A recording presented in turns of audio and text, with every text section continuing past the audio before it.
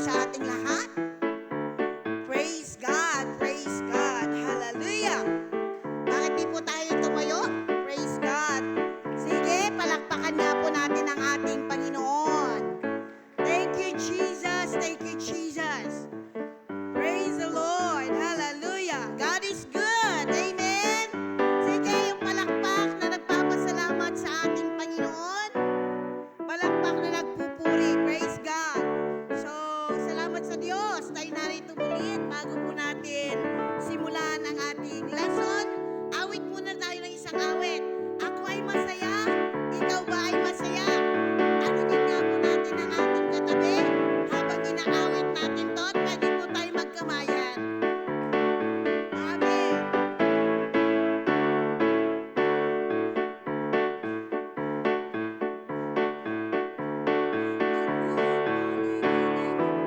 Amen. Sige po, ikot tayo. Kamayan natin ang ating katabi.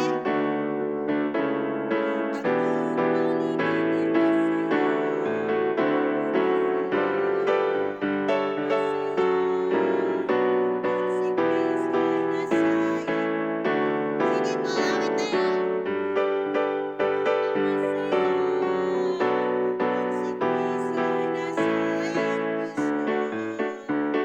Dito ay masaya, sa langit lalo na, kapag may Holy Ghost ay masaya. Amen. Dito ay sa langit lalo na, masaya. Kung si Kristo ay nasa iyong puso. Amen, amen. Praise the Lord, praise the Lord. Hallelujah. Amen. Totoo ba na masaya kayo mga kapatid? Amen. Praise God. Dito ay masaya, mas masaya sa langit mga kapatid. So, ano man po yung ating dala-dala, ano man po yung ating iniwanan, iwanan na po natin sa ating mga tahanan. Amen? Let's concentrate, mga kapatid, sa ating pagkikinig, sa ating pagpupuri sa Panginoon. Bakit? Mas masaya sa langit, mga kapatid. Amen? Praise God. So if you have your Bibles with you, kindly open it with me in the book of 2 Corinthians chapter 9. Ayan po, ito po yung last session natin sa ating lesson.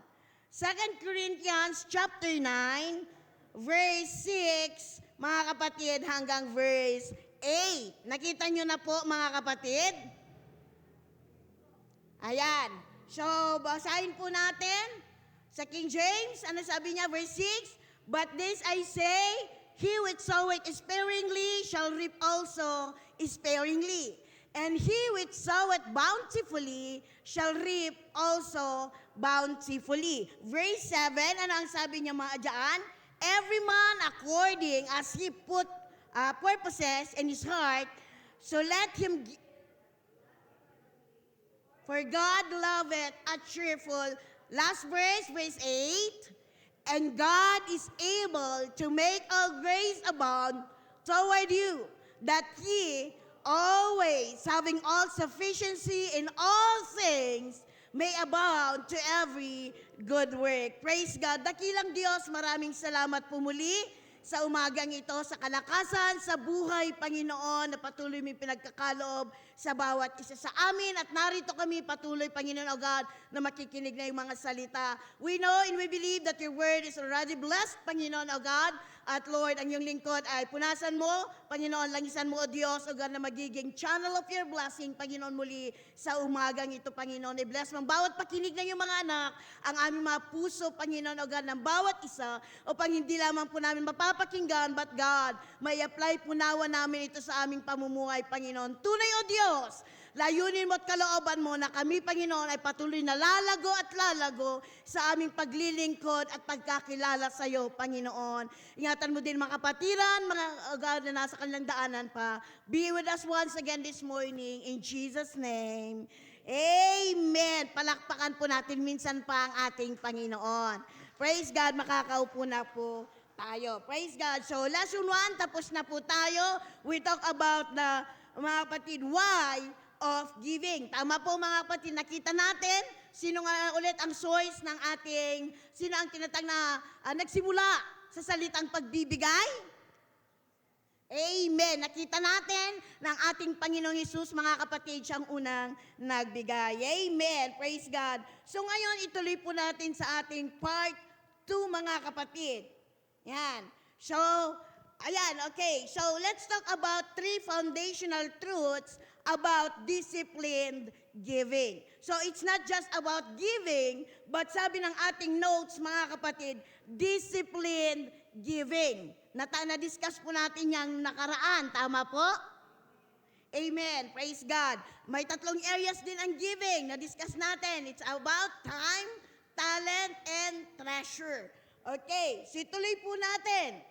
3 foundational truths about disciplined giving. Yan.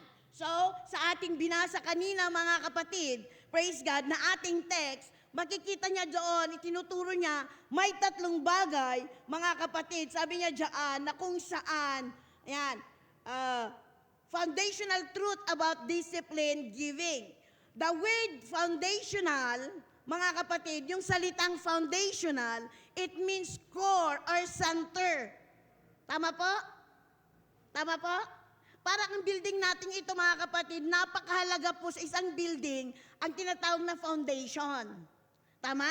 So maging sa ating pagtuturo regarding, mga kapatid, sa giving, mga kapatid, binasa natin, I'm going to share with you 3 foundational truths, mga kapatid, sa tinatawag na sa disciplined giving. Again, the word, mga kapatid, foundational, it means core or center. Ang ibig sabihin nun, it is non-negotiable belief. Tama po, mga kapatid? Yan. So, ano nga ba, mga kapatid, yung 3 yan? First, ayan po, mga kapatid, ano yung una? Giving is intentional.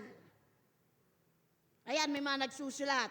Giving is intentional, mga kapatid. Ang pagbibigay ay kailangang intentional. Ano pang ibig sabihin ng salitang intentional?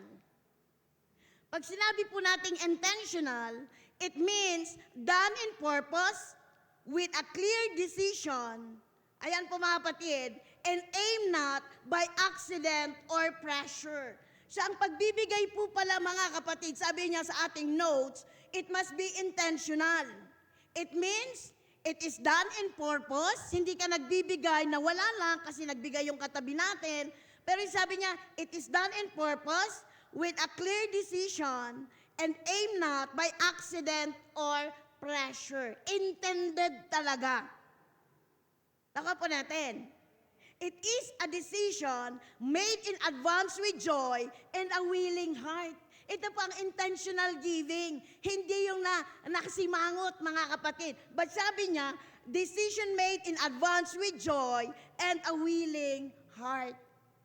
Yan, evaluate po natin ating mga tinatawag na sarili, mga kapatid. Intentional giving does not wait for a special occasion or crisis. Hindi ka magbibigay, hindi ka tayo gagalaw, hindi tayo pupunta, mga kapatid, kung kinakailangan na. O kung may dahilan, mga kapatid. Ayan, kagaya niyan, Pasko, mga kapatid. Sabi ko nga po nung nakaraan, di ba? Ang daling magbigay kasi, ayan. Pero sabi niya, intentional giving does not wait for a special occasion. Hindi lang birthday, hindi lang dahil, huwag na natin hintayin mamatay, saka tayo magbigay. Tama po? Kaya nga, mga kapatid, again, concerning giving, mga kapatid, hindi lang po yung nakafocus sa ating finances or treasure.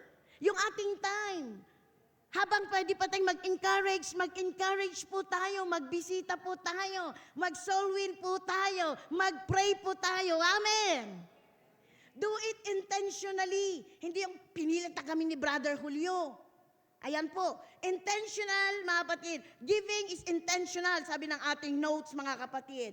Yan, means done in purpose with a clear decision and aim not by accident or pressure. It is a decision made in advance with joy and a willing heart.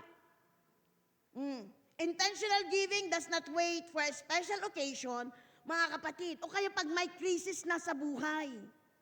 Kailangan ahead of time, mga kapatid, we need to decide that we are going to give. Amen. Kaya nga bago kayo pumarito, Sabado pa lang po mga kapatid, alam ko nang nakahanda po tayo. Planchado ng ating mga damit. Kaya nga pang aaga nyo, purihin ang Panginoon and God bless you. Sige po, palakpakan natin Panginoon. Nakakatuwa ang ating mga senyor. Ang aaga. Asan ang mga junior? Mga kapatid, intentional sana, marinig natin to. Intentionally, yes, alam ko pong busy po kayo, marami po tayong pinagkakabalahan, but do it intentionally. I want to give my time to the Lord. Kailang Sabado pala na gabi, nakaplansya na po tayo mga kapatid. Yan, nakaprepare na yung ating envelope, mga kapatid. Why? Do it intentionally. Amen, mamaya po, ano natin. Ano sabi ng 6 to 7? Binasa natin kanina. He that soweth sparingly shall reap sparingly. Siyempre kung nakahanda ka mga kapatid, iba ang nagagawa at nararating ng taong handa. Amen? Hindi yung bahala na gang. Sabi ko nga po, kagaya ng isang farmer, ako po ay laking farm, nakita ko sa daddy ko, iniseset aside po nila yung magagandang binhi. Bakit kako ibenta nyo yan mas mahal? Pero sa isip ng magsasaka, mga kapatid, yun ang itatanim nila dahil alam nila, mga kapatid, they are expecting for a greater harvest. So same with us, mga kapatid, hindi yung kung ano na lang mapulot ko dyan, kung sino na lang, mga kapatid, ang maharap ko. Hindi po. Giving is intentional. Sabihin po ulit natin, giving is intentional. Ito yung una, makita po natin sa ating text yan. Giving requires planning and purpose. Sabihin nga po natin, giving requires planning and purpose. Nakaplano dapat, mga kapatid. Dapat may layo, alam natin kung bakit din natin yung ginagawa. Ayan. So yan ang una. Number 2, mga kapatid, sa 3. Mga kapatid, foundational truths. Again, pag sinabi natin foundational truths, yan po ang pinaka-core or center, mga kapatid. Hindi natin yan tinatawag, mga kapatid, na pwedeng baguhin. Number 2, giving is heart-centered. Ayan po. Giving is heart-centered. Yan. A heart-centered giving, it is a giving that flows from a sincere, willing, and God-focused heart. Not from pressure, appearance, or obligation. Intindihan po natin? Ang heart-centered giving daw po, ito ay nagagawa natin, mga kapatid, from a sincere, willing, and God-focused heart.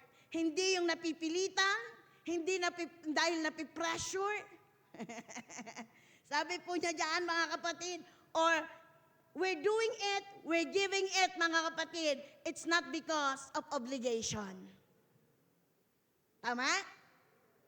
Kung titingnan po natin sa Bible, mga kapatid, if you're going to read the Bible, the heart represents the center of decision, motive, and devotion. So, giving is heart-centered. Ibig sabihin, ginagawa natin to. Bakit, mga kapatid? Because of our devotion to God. We're giving our time, we're giving our talent, we're giving our treasure, mga kapatid. It's not because of obligation, although obligasyon natin yon bilang anak ng Panginoon, but we're doing it because of our devotion to Him. Amen? Amen? Kaya nga tayo nakakapagbigay ng may ngiti, may galak. Bakit po? We know that we're doing it because we love Him. Amen? Yan. So nawa, tulungan tayo ng Panginoon to have, mga kapatid, a heart-centered giving. Hindi tayo nagbibigay, mga kapatid, para kay pastor or para kanino man, but we are giving our time, our talent, and treasure because we love Him. Because He first loved us. Palakpakan natin ang ating Panginoon. Kaya nga alam ko yung makaharap ko ngayon, hindi po sila nagtatampo kahit hindi napansin, kahit hindi nakamayan. Tama, ang laki-laki ng binigay ko, hindi man lang nila ako ipinost sa bulletin board. Hindi natin ginagawa kasi alam ko, nagbibigay tayo ng lahat ng ating talent, ng ating treasure and everything, hindi para palakpakan, para ma-recognize, but we're doing it for the Lord. It's all because of Him. Amen? Amen. Heart-centered giving, mga kapatid. Yan. Pag meron, ginagawa natin yan, mga kapatid, praise God, ang sabi ng ating notes, you focus on why you give rather than how much you give. Mayroon ba dito nagko-compute kung magkano na ating naibigay sa Panginoon? Ilang oras na ang ating ginugol sa church? We cannot outgive God. Alam kong dito, walang nakakaalam nga kung magkano na ang naibigay o kaya ilang taon na. Alam niyo po kung bakit? Dahil tayo mayroong heart-centered po ang ating pagbibigay. Tama po ba? Amen? Na every time na kayo pa'y magpipray sa may sakit, mga kapatid, you're doing it, mga kapatid, for the Lord. Every time na kayo magbibigay ng inyong treasure, talent, and everything, mga kapatid, praise God, hindi natin tinatawag na kino-compute. Dahil sa totoo lang, we cannot outgive God. Amen? Praise God. Okay, so sabi ng ating notes, mga kapatid, we must give, mga kapatid, give not grudgingly or of necessity, for God loveth a cheerful giver. Kung titingnan po natin sa ating Bible, napakarami pong example po niyaan, centered giving, mga kapatid. Turn your Bible in the book of Luke chapter 21, verse 1 to 4. If we're going to read it, it's the story about a widow, mga kapatid. Balo. Sa Bible times, mga kapatid, pag sinabing balo, sila po yung mga weakest. Mga kapatid, bakit wala na silang, they have no someone to lean on to. Pero napakaganda yung kanyang kwento, mga kapatid.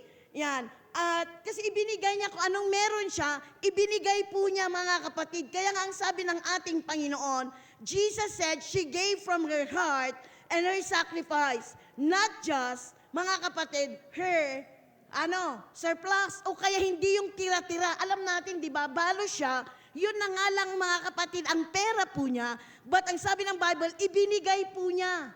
Kaya nga natuwa ang Panginoon. Ang sabi ng Panginoon sa kanya, ibinigay po niya, mga kapatid, ang kanya ibinigay from the heart and her sacrifice. Bakit? Hindi tiri-tira ang binigay niya, but ibinigay niya yung pinaka-best po niya sa Panginoon. Amen? Amen. Napakaraming example po yan sa Bible, mga kapatid, but we don't have time. Ayan. So, kailangan po yan, mga kapatid. Giving is a heart-centered. Number 3, last, mga kapatid, giving leads to a lifestyle of good works. Giving leads to a lifestyle of good works. Ayan po, mga kapatid. Giving in the scripture is not one-time giving action. Tama po yun. Hindi madaling magbigay. Tama po? Hindi agad-agad nating naibibigay. Yan. Pero tandaan natin, it shapes the believer's way of life. Mga kapatid, habang yung iba, mga nag-struggle siguro, mga kapatid, sa kanilang pagbibigay ng kanilang time, talent, and treasure. But sige lang. Tandaan natin, giving, mga kapatid, kung titingnan po natin at obserbahan po natin, mga kapatid, ayan, it shapes the believer's way of life. Minsan mahirap magbigay, tama po? Tama po? Ayan, praise God. Pero alam nyo, the more you give, nakikita natin, mga kapatid, dito tayo natututo, mga kapatid, na dadivert yung focus natin sa ating sarili. Yan, umaayos po, nagkakaroon tayo ng tinatawag na good works, mga kapatid, a lifestyle of good works. When giving is intentional and heart-centered, it produces a consistent pattern of good works. Yan. So, nagbibigay po tayo, sabi niya dyan, intentionally, dina-apply natin yung pangalawa sa heart-centered instead of self-centered, nagiging heart-centered tayo. It produces a consistent pattern of good works. Kaya nga tingnan mo yung katabi mo, nakaka-bless, di ba? Tama po, nabibless po ba kayo sa katabi nyo? na nasasabi natin minsan na sana ganun din ako. Kaya nga itong lesson para sa ating lahat, mga kapatid, intentional giving, disciplined giving. Mga kapatid, giving of our time, of our talent, and treasure. Ayan, mga kapatid. Giving, mga kapatid, transforms our way of living, not just our actions at the moment. Gusto nating mabagong ating buhay? Matuto tayong magbigay. Amen? Bakit po, mga kapatid? The more you give, the more blessing you receive. Dahil pansinin nyo, kagaya nito, minsan kasi tayo focus lang tayo sa ating sarili. Yung oras natin umiikot na lang sa ating sarili. I-try nyo pong lumabas. Makikita nyo po, akala nyo kayo ay kawawa na. Pero lumabas po kayo, makakarinig po kayo ng mga patutoo o kaya makakakita kayo ng situations ng iba at doon nyo makikita na, wow, I am more than blessed pala. Tama po? Kaya magandang mag-visitation, magandang sumama sa prayer meeting, maganda mga kapatid umattend sa bawat gawain. Bakit? Mga kapatid, na-out of focus tayo sa ating sarili. Amen. Amen po, napapalakas po tayo. Kaya nga, habang nakikinig kayo mga kapatid, unti-unti nababago yung ating mindset, yung ating mga tinatawag mga kapatid na desisyon sa buhay. The more mga kapatid na tayo umaattend sa mga gawain, the more nababago ang ating pamumuhay. Amen? Praise God. Okay, so it transforms our way of living, not just our actions at the moment. Mga seniors, keep on. God bless our seniors. Palakpakan nga po natin ating mga seniores. Ang aga po nila, very good. Despite of their maraming aray-aray, mga kapatid, they gave time for the word of God. Amen. Maging sa work of God, nakikita natin sa mga prayer meeting. Ano yung sabi ng verse 8 sa ating binasa? God is able to make all grace abound to you, so that you may abound in every good work, mga kapatid. Salita yan ng ating Panginoon. Hindi natin kaya, pero kaya ng Diyos. Just give your time. Just give your talent, your treasure to the Lord, at makikita natin ang gagawin ng ating Panginoon. It's not about us, it's all because of Him. Matuto lang po tayong magbigay. Amen! Praise God! Gusto ba natin lalong umayos ang ating buhay? Keep on giving to the Lord. Keep on giving to the Lord. Disciplined giving flows from grace, not compulsion. Nakuha natin, mga kapatid. Yan. Ulitin ko po, mga kapatid, ang sabi ng ating notes. Mga kapatid. Okay, disciplined giving flows from grace, not compulsion. Tutulungan tayo ng ating Panginoon. Okay, bilisan po natin dahil ang bilis ng ating oras. Practical strategies to develop disciplined giving. So, anong dapat natin gawin? Alam ko na may mga ilan po sa atin, yung iba siguro expert na pagdating sa salitang pagbibigay. Yan. Yung iba naman nagsisimula pa lang, yung iba is nasa middle. Yan. So, mga kapatid, and alam ko lahat tayo until now, God is still teaching us, mga kapatid, to grow, mga kapatid, in this lesson. Tama? Amen. So, there are some practical strategies to develop disciplined giving. First, mga kapatid, yan, start small and grow in faithfulness. Start small and grow in faithfulness. Mga young people, hindi natin pwedeng i-reason out na wala akong work. Ayan, may allowance po tayo. Magsimula daw tayo sa maliit. Ayan, start small and grow in faithfulness. It's not just, mga kapatid, sabi ko nga, on monetary thing. Sa tatlong area ng ating buhay, kailangan i-apply po natin yan. Yan. Alam natin that God honors faithfulness in small, mga kapatid, beginnings. In-honor niya yan, wag yung sabihin na, don't take it for granted. Nag-a-attend lang naman ako sa Bible study, sister. Pasama-sama lang naman ako. But sabi nga niya dyan, start small and grow in faithfulness. Tama po. God honors faithfulness and a small beginning. Yan, wala pong ipinanganak na agad kumaawit. Lahat po may pasimula. Sa una, hindi madali. Tama po? Kung tudong inig tayo. Yan, kahit anyong lingkod until now, mga kapatid. Praise God. Salamat, patuloy tayong pinapalago ng ating Panginoon. Okay, Luke 16 verse 10, mga kapatid. Ang sabi po niya dyan, faithfulness and little prepares us for greater responsibility.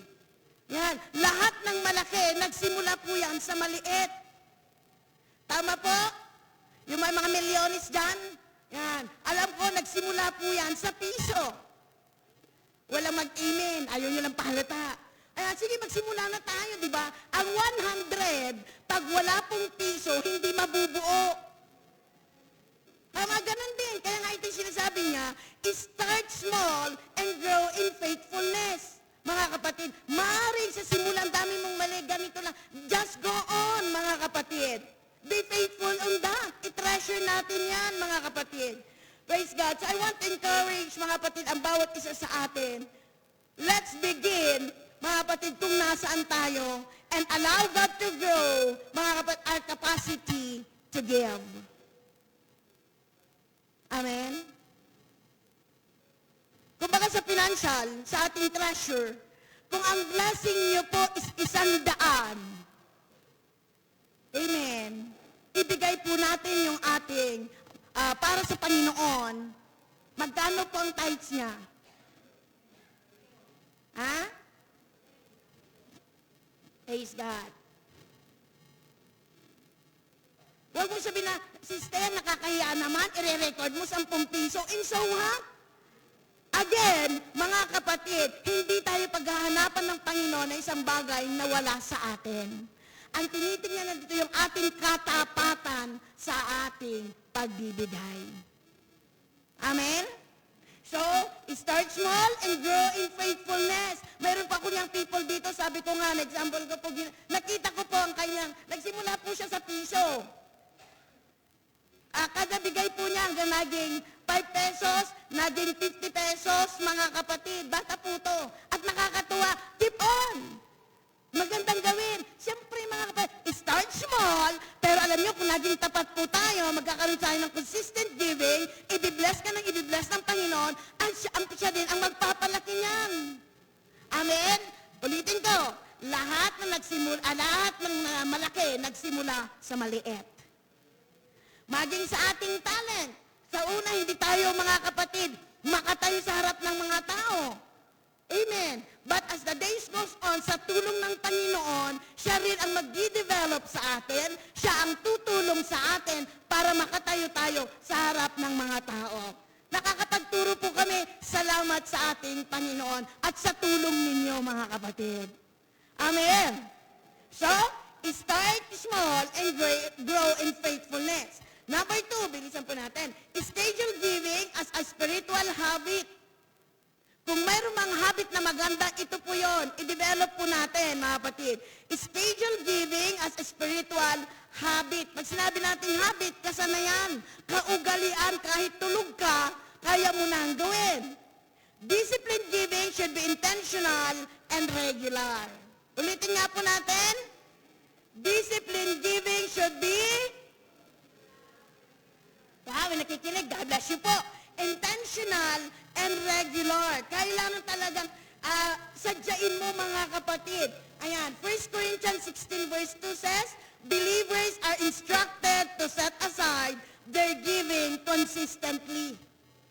Ayan po, hindi pa ako nagsasabi, but it's the Bible, mga kapatid. Mag-set aside po tayo, mga kapatid, consistently. Hindi yung kung mood lang natin. I-mood natin ang ating mga mood. But do it consistently, mga kapatid, and regularly. Giving should be planned just like other responsibilities, mga kapatid. Reflecting priority and discipline. Sabi ko nga, for the week, di ba, alam kong, set aside na po natin ang ating ibibigay sa Panginoon. Na time, ibibigay mga, kaya nga hindi po kayo nakikipag-appointment. Tama po? Ha? Walang nagra-rush kapag linggo. Holy hour ito, para lang to sa Panginoon. Tama po ba? Nakaplano na ang linggo ay para sa Diyos. Very good. Mga kapatid, discipline giving. Number 3, give beyond the minimum. Give beyond the minimum. Ayan. Mature believers learn to give beyond obligation. Kaya sinabi po dyan, give beyond the minimum. Alam natin, the word obligation, mga kapatid, alam natin pag sinabing obligasyon, it is something that you must do. Example po ng ating obligasyon bilang anak ng Panginoon. Who want to volunteer? Sister Mercy, one of our obligation bilang anak ng Panginoon, to give our tithes and offering. Tama po? Tama po? Ayan, that's our obligation. Pero sabi ng ating notes, mature believers learn to give beyond obligation. Dito tayo minsan napapatanong. Tama po? Ngunit salamat, patuloy tayong pinapalago ng Panginoon. Yan. Beyond obligation, it is a word, mga kapatid, na kung saan you do out of kindness or care. It is something you must do, not just something you want to do. Gagawin mo kahit hindi mo gusto, but you're going to do it, mga kapatid, out of kindness or care. Going, mga kapatid, an extra mile. Hindi lang tithes, may kasama pang offering. Tama po? May prayer meeting na nga. Diretso pa ng practice. Ayan. Mga kapatid, beyond obligation. Give beyond obligation is to give more than what is required or expected. Example po niyan ulit, Mark 12:41-44, yung tinatawag na the widow's offering. Makita natin doon, it shows that God measures the heart, not the amount. Tama po? Tinitignan po ng Panginoon ang ating puso. 2 Corinthians chapter 8 verse 3, the Macedonian church. Kung babasahin po niyo dyan, ang ganda ng kanilang story. They give according to their ability and beyond their ability. The more you give po, mga kapatid, salamat po sa inyong Christmas for Jesus, sa mga nagbigay at patuloy na magbibigay, mga kapatid. Marami pong gawain, may mga gawain pong nabubuksan, na itatayong simbahan, maraming kaluluwa ang naliligtas. Thank you for giving to the Lord. Giving beyond obligation. Amen? Although hindi madali, tama? May tithes ka na nga, may offering, may prayer meeting, mayroon pa kayong YLTS, young people, but still, you learn to give. Giving beyond obligation. Amen. Praise God. Pero ang Panginoon, mga kapatid, ang magbabalik ng lahat ng yan. Amen po, mga kapatid. Praise God. Lagi nating narinig sa ating pastor. Amen. Praise God that this church, mga kapatid, dahil sa inyong katapatan sa pagbibigay, marami pong pinagpapalang mga gawain. At dahil dyan, nalulugod ang Diyos, natutuwa ang Panginoon, kaya patuloy din po niya tayong pinagpapala. Lahat ng pinagpala pumalakpak sa Panginoon. Amen. Giving beyond obligation. Let's continue to give, mga kapatid, beyond our obligation. Sabi ko nga, you are not obligated to teach Bible studies to them, but it's because you love Jesus, mahal din natin ang mahal ng ating Panginoon. Amen. Praise God. Then, mga kapatid, another thing is that, include time and talent in giving. Include time and talents in giving. Sabi ko nga po kanina, this lesson, hindi lang po siya napapaloob sa monetary things. But kasama dyan ang ating time and talent. Yan. 1 Peter chapter 4, verse 10.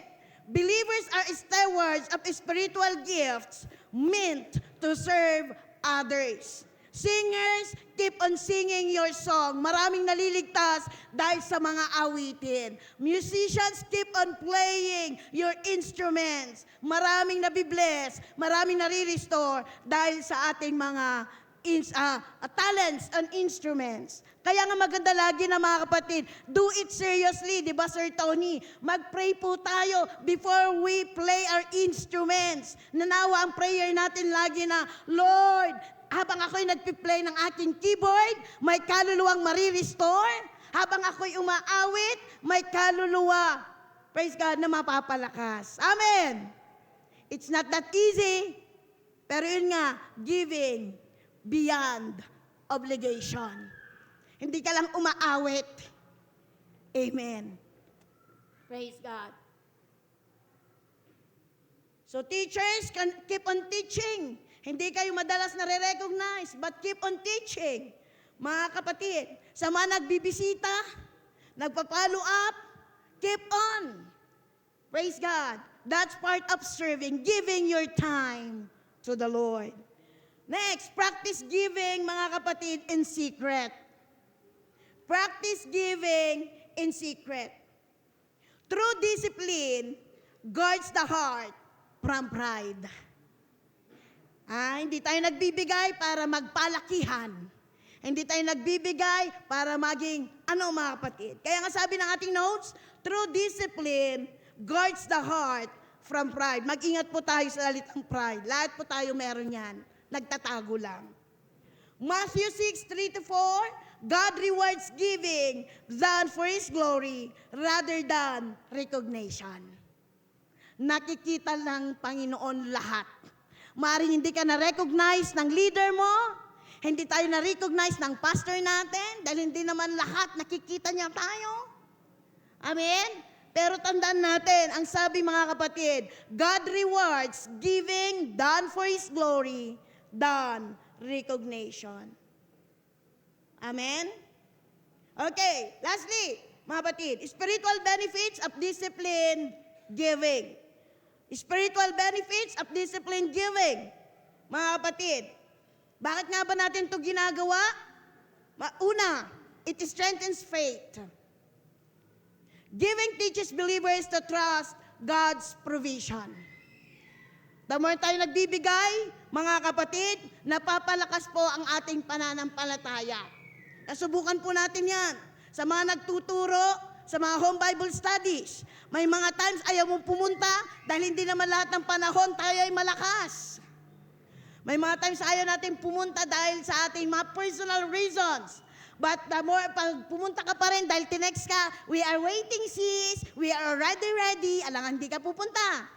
Pagpunta mo doon, kahit na, you know it yourself, napipilitan ka, pero pumunta ka pa rin, pero makita mo mga kapatid, ikaw mismo natututo, napapalakas, pinagpapala. Amen?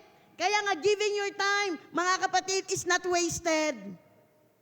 Ganon din sa mga nagpipray. Ganon din.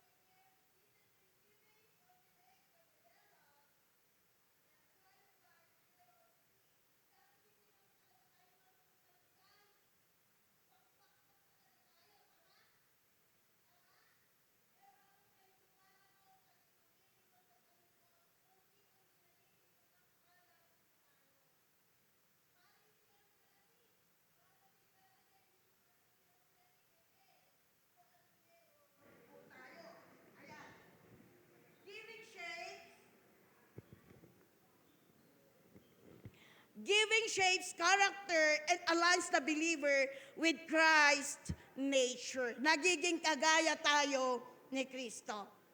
2 Corinthians 9:11, God enriches believers so they may be generous. Kaya tayo pinagpapala ng Panginoon, we are blessed to be a blessing. Amen? Hindi tayo pinagpapala para lang sa atin, we are blessed to be a blessing. Pinagpala ka ng kalakasan, do it, mga kapatid, to bless also others na may karamdaman. Go, Sister Annie, and visit them. Go and pray for them. Amen. Mga kapatid, huwag nating sarilinin. Sabi ko nga nung last, mga kapatid, mamamatay tayo na nag-iisa. Magiging endangered species po tayo kung hindi tayo marunong magbigay. Mga kapatid? Okay. Yan. Next. Intentional giving, isa sa benefits nito mga kapatid, it produces joy and gratitude. When you give, whether it's time or resources, help or encouragement, mga kapatid, kadalasan, mga kapatid, we feel a deep sense of satisfaction and happiness. Tama? Nung una ayaw mo, di ba? Mahirap yan. Mahal yan. Pero mga kapatid, kahit medyo mahirap, pag ginawa po natin, mga kapatid, in the end, tayo rin po, mga kapatid, ang pinagpala. Tama? Lala ko sa mga estudyante po ng Bible School. Ayan po. Minsan ang hirap kasi, ngayon, mas konti po sila. Medyo-medyo. Pero noon, mga kapatid, ang dami nilang hirap magbigay. Kahit sabihin mong 50-50 bawat isa, computin niyo po yung 20. Pero sa una, mga kapatid, ang mahal naman, wala akong budget, ang hirap naman. Pero no choice. We did it anyway, paunti-unti, bumibili tayo. Nung binigay mo, kahit towel lang actually ang laman na binalot mo, makikita mo yung saya. Wow, mas masaya ka. Tama po? So, hindi nakaranas, subukan din po ninyo. Giving your time, totoo po to. Hindi lang po sa tithes and offering, in everything. May nakita kang need ang kapatid natin, magbigay ka, medyo may kurot sa'yo kasi, paano bukas? Para sa anak ko yan. YLTS na nila next week. But do it anyway. Makikita natin, the joy of the Lord, mararanasan po natin. Amen. I remember, mga kapatid, isa po sa testimony ko to, mukhang hindi rin natin matatapos ito. Ayan. Isa pong patotoo ko pagdating sa giving. Nagkaroon po kami ng exchange gift. Diba? Siguro mayroon din dito. Giving beyond the amount. Kasi wala naman talagang mabili ngayon, ang hirap bumili. At saka magbigay ka, ang gusto ko kasi yung matuwa sana yung bibigyan mo. So, nag-extra ka. Parang medyo, pwede ko ibigay sana yun, budget na yun sa isang bibigyan ko. Pero you do it anyway. Pero alam nyo, nakareceive po ako ng gift, mas malaki sa binigay ko. Salamat sa Panginoon. That's giving.